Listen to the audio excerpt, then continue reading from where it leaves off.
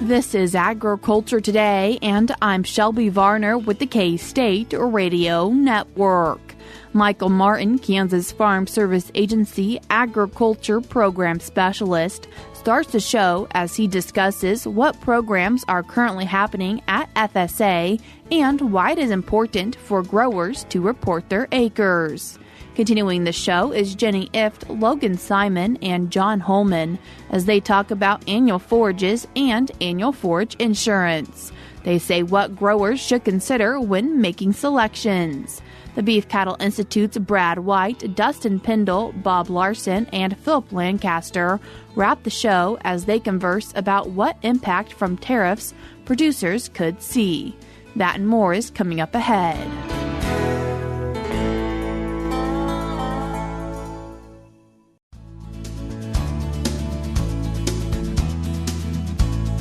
You're tuned in to Agriculture Today, and we start our Wednesday show hearing from the Kansas Farm Service Agency. And today we are joined by Michael Martin, who is a Kansas Farm Service Agency Agriculture Program Specialist. Michael, thanks for joining us today. Thanks for having me. Michael, as we're talking about the Farm Service Agency, first wanting to mention what programs are currently available.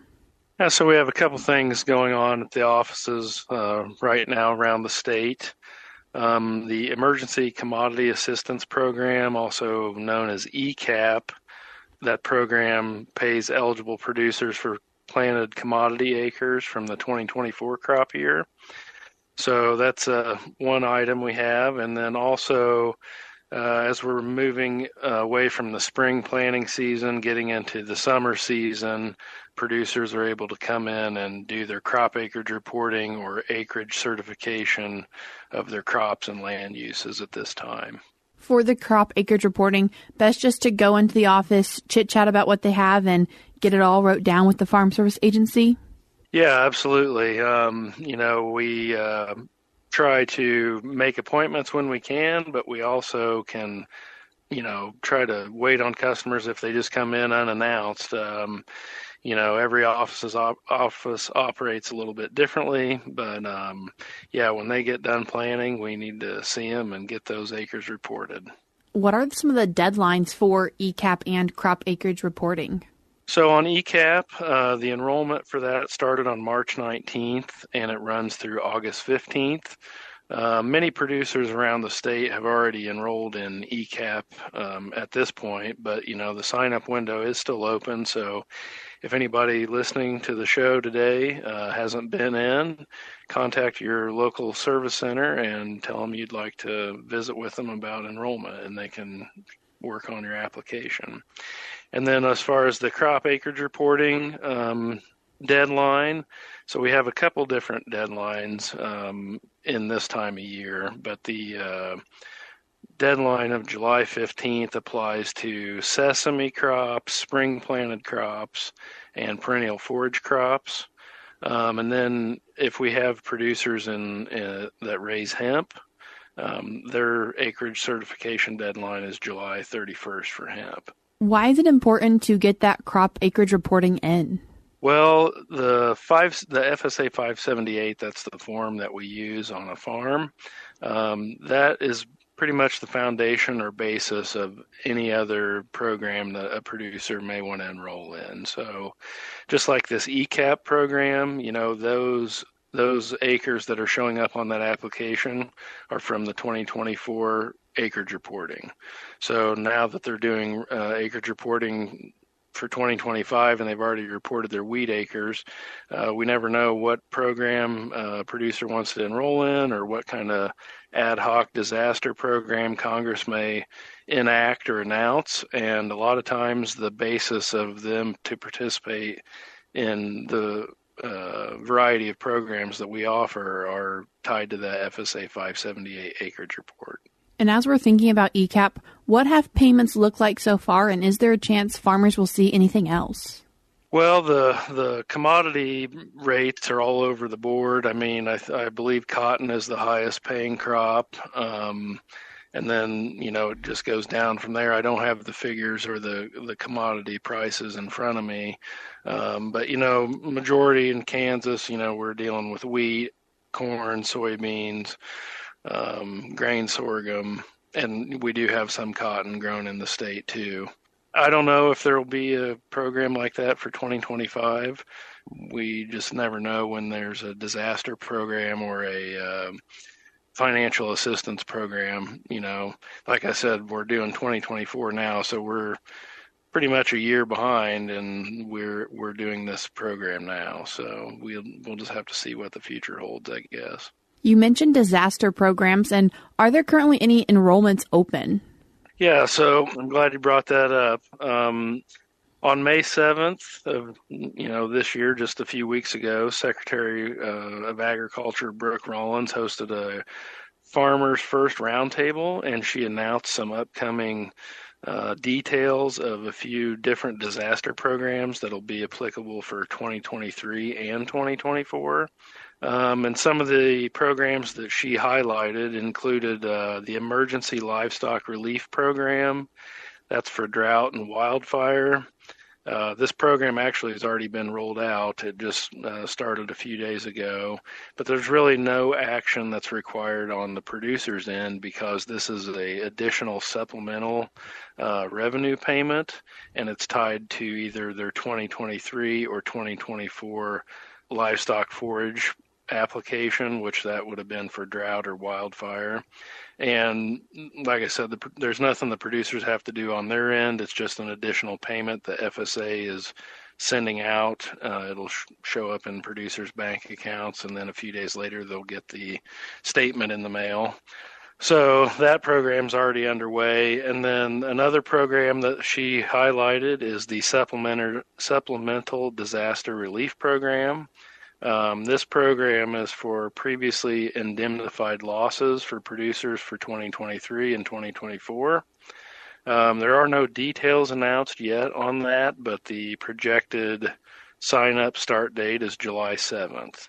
And then we also have a emergency livestock relief program for flooding, including commodity loss assistance program, milk loss program. Again, no details on that, but USDA is targeting August 18th for that. And then we also have the Supplemental Disaster Relief Program for uncovered losses. So I already talked about the SDR program for indemnified losses, but this last program I'm mentioning would be for losses that weren't covered by crop insurance. Again, no details were announced on that, but the USDA is targeting September 15th for an enrollment for that, so sometime early fall. There will be additional information announced in the coming weeks on those programs, so just stay tuned, either social media or radio, and we'll have some additional information on that. If people feel like they should have received something from one of these programs but have not, what's your recommendation? They can always contact their local service center and, inquire if, one, did I have a 2023 or 2024 LFP application that was approved and previously paid, and should I be expecting this additional emergency livestock relief program? If people are wanting to find out more information about any of these programs, including ECAP, acreage reporting, disaster programs, or other FSA programs, what's your recommendation? Well, as always, producers, they can always contact their local USDA service center to inquire about any FSA programs that are available to them. The best way, if you don't know where your local service center is, you can always go to the website Farmers.gov. There's a whole plethora of information on that website, but also in the upper right-hand corner of that page, you can click on Service Centers, and then when it takes you to the next page on the website, you can use a drop-down box to select your state and county, and it'll tell you, where your local FSA office is, the contact information for NRCS or rural development. Michael, I appreciate you taking the time to join us today. Thank you, Shelby. I always enjoy visiting with you and appreciate the work you do to get the word out to our farmers and ranchers. That was Kansas Farm Service Agency Agricultural Program Specialist Michael Martin. Before we cut to a break, we're now going to be joined by Kansas Livestock Association's Scarlett Madinger. Jan Lyons of Manhattan has been selected as the 2025 National Golden Spur Award recipient for her contributions to the ranching and livestock industries. Lyons, a lifelong rancher and co-owner of Lyons Angus Ranch, has dedicated decades to advancing the beef industry. Lyons rose through the ranks of livestock organizations, becoming the first woman president of both the Kansas Angus Association in 1982 and the Kansas Livestock Association in 1994. She chaired the Cattlemen's Beef Board in 1996 and served as president of the National Cattlemen's Beef Association in 2004. Her leadership during the 2003 BSE crisis was widely praised for its calm, science-based reassurance to consumers and producers alike. A steadfast advocate for beef promotion and genetic improvement, Lyons played a critical role in advancing consumer confidence, guiding public communications, and supporting groundbreaking industry initiatives like the National Checkoff Program. Throughout her career, she has been recognized with numerous awards, including the Beef Magazine Trailblazer of the Year Award in 2004, Kansas State University Stockman of the Year in 2008, and the J.B. Dillingham Award for Agricultural Leadership and Excellence in 2022. In 2024, she received the Visionary Award from the Cattlemen's Beef Board for her enduring impact on beef marketing and promotion. The National Golden Spur Award is sponsored by the American Quarter Horse Association, National Cattlemen's Foundation, Ranching Heritage Association, Texas and Southwestern Cattle Raisers Association, Texas Cattle Feeders Association, and Texas Farm Bureau. Lyons will receive the award October 4th in Lubbock, Texas. I'm Scarlett Madinger. We're cutting to a short break now on Agriculture Today, but stick around because we have more for you up ahead.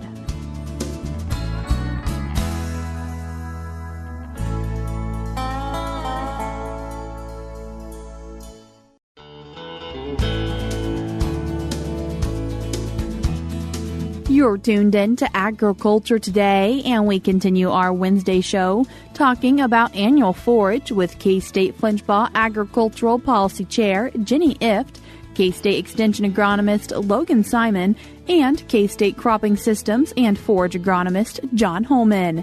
Jenny, Logan, John, thank you all so much for taking the time to join us today. Thanks for having us. Yes, thanks. Logan, what are our annual forage crops? Yeah, so annual forages differ from our perennial forages that come to mind. Perennial forages like brome and fescue that play a really big role in eastern Kansas. But as we get over here into, say, central and western Kansas, we have more of these annual forages that we are coming in and planting every year. They play a really important part of our cropping systems. Common annual forages that have occupied more and more acres across the area have been things like triticale, as well as in some counties a significant amount of rye, and of course wheat. Other options that we have out there, thinking about things like forage oats.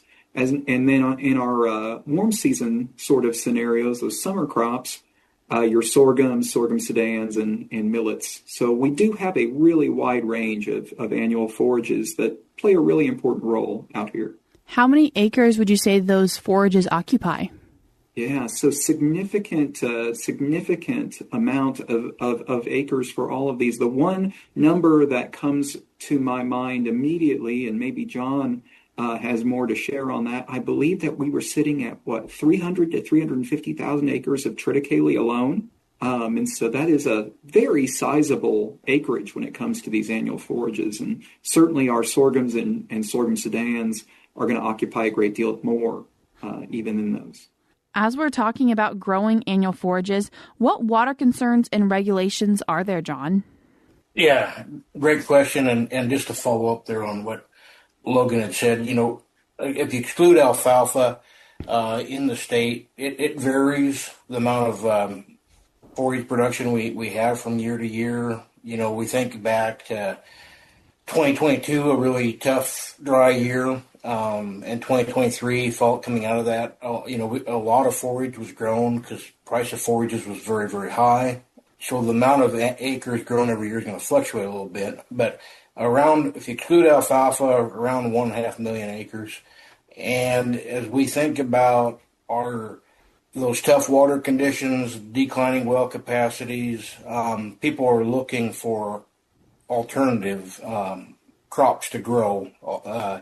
You think about a pivot. Maybe a few years ago you had enough irrigation capacity to fully water that pivot, but now if you're in a Lima or other just declining well capacity, maybe you can only fully water half of that pivot now, and so you might keep half of that as corn, and then the other half we might think about putting in a cool season forage like Logan had mentioned, or if we think about our warm season crops, forage options, the sorghum, sudan, millet, those are all going to have a lower water requirement than corn silage. And so, historically, we've seen corn silage have a lot more acres than sorghum in the state, but we're seeing that there's a trend occurring where we're seeing slightly less corn silage acres and more sorghum silage acres. And also, when we think large picture, we ship a lot of corn into the state, but we cannot readily ship silage or hay crop just due to the bulkiness of that crop. And so, as we think long term, forages are going to be a important part of the economy here in Kansas. And as we're talking about annual forages, Jenny, can you talk to us a little bit about insuring and how often that can happen?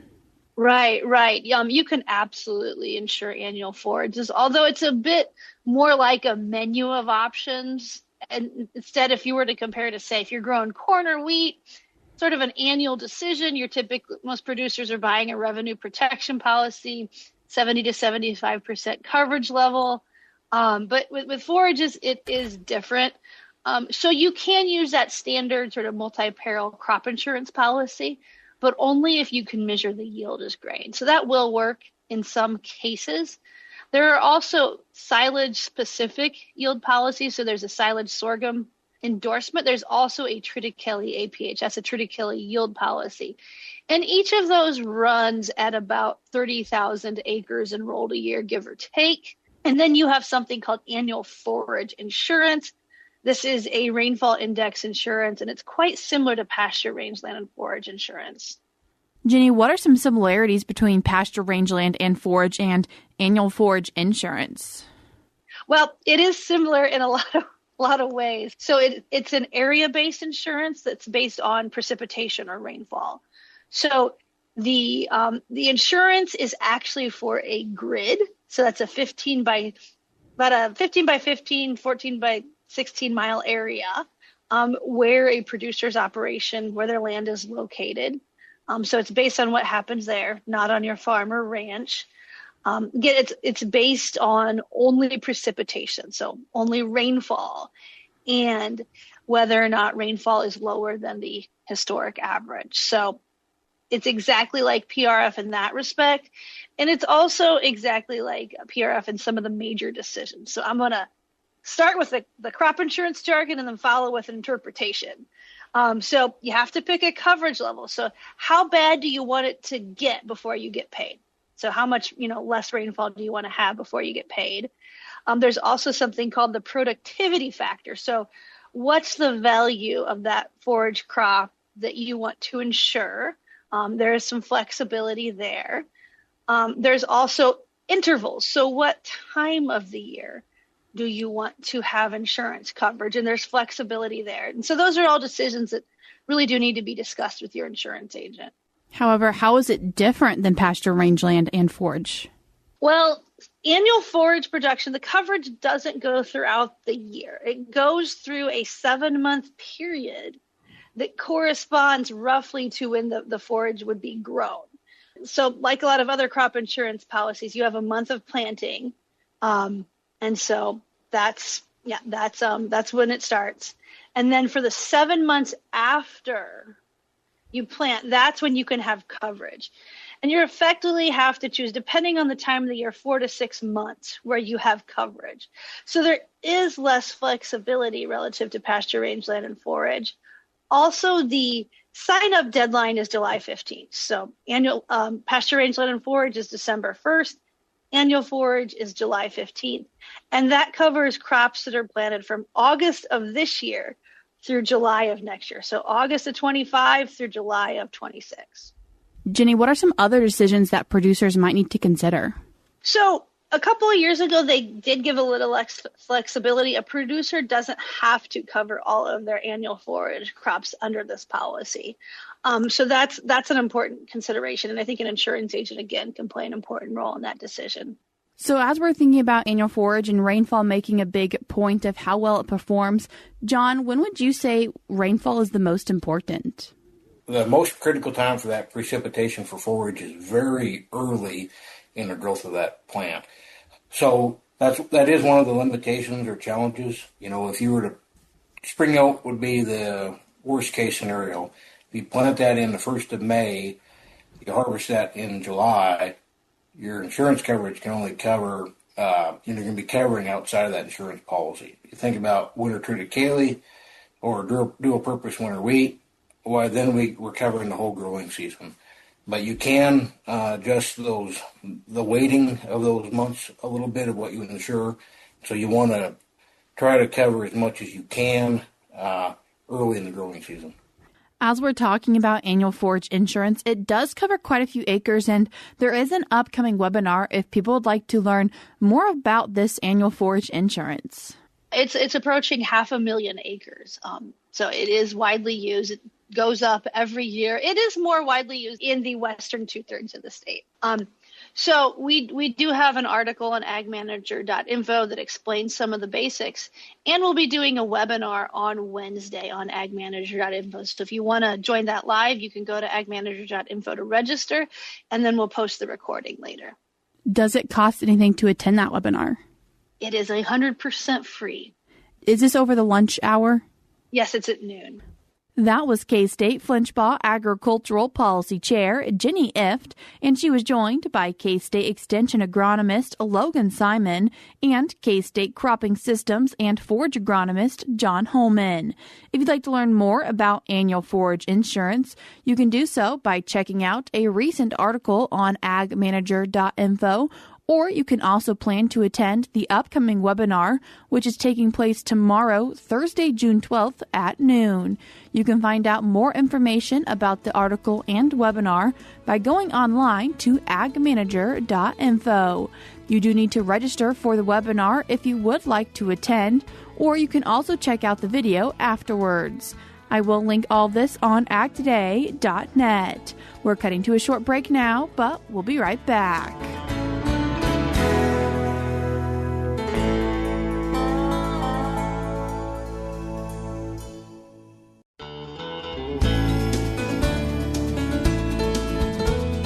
You're tuned in to Agriculture Today, and we wrap up our show with the Beef Cattle Institute's Brad White, Dustin Pendell, Bob Larson, and Phillip Lancaster. What are the implications for veterinarians, animal health providers, cow-calf producers, some of our extension agents? What do you see there relative to tariffs? Yeah, so last time we kind of started talking about tariffs kind of at that 30,000-foot view. We defined it kind of as a government-imposed tax on a good. And then we went through and just kind of talked about who imposes tariffs, why are they imposed, things like that. And then thinking about the producers, we talked a little bit about, if we impose a tariff on some country and then they turn around and impose a retaliatory tariff, let's say on our beef, well, then the demand for our exports will go down, which then could ultimately lead to a downward pressure in prices. And so that's, I think, how producers can be impacted through, weaker calf prices, et cetera. Then thinking about just from a veterinarian's perspective, a lot of the products, vaccines, for example, aren't necessarily manufactured here in the U.S., so they might come from China, come from India, Brazil. Well, if we're putting tariffs on products coming into the U.S., what does that do? It makes those products more expensive, right? And so then if you're in a situation where margins are pretty small, what do? maybe you cut preventative care. And so vaccines might be a place that you delay a vaccine program, or maybe you cut it all together. And so thinking about this animal health investment. And so that's, I guess, what I was thinking about when we think about animal health, veterinarians, possibly extension. And one of the real challenges there is a lot of manufacturing is done outside the U.S. and the tariffs are hopefully to motivate some to become internal, but that's not an overnight issue that you can gear up and change some of those manufacturing.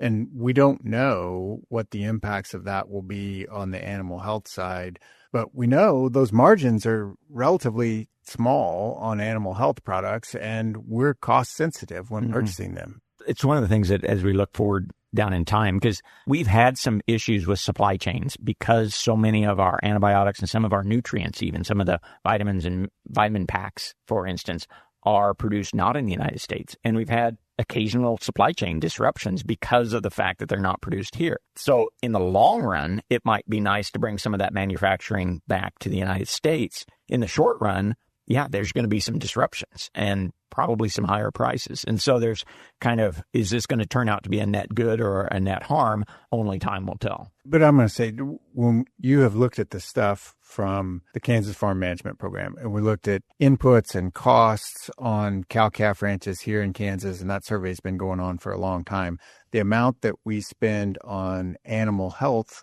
drugs is relatively small compared to the overall maintenance cost of a cow. Is that accurate? Oh, yeah. No, what we spend on the animal health is very small relative to the total cost, right? I mean, you've got feed, pasture, some of your fixed expenses like depreciation, interest expenses. Those are all some of your larger expenses for sure. But ballpark, it's $700 to $1,000 to keep a cow a year, depending on which area we look at, how we look at those numbers.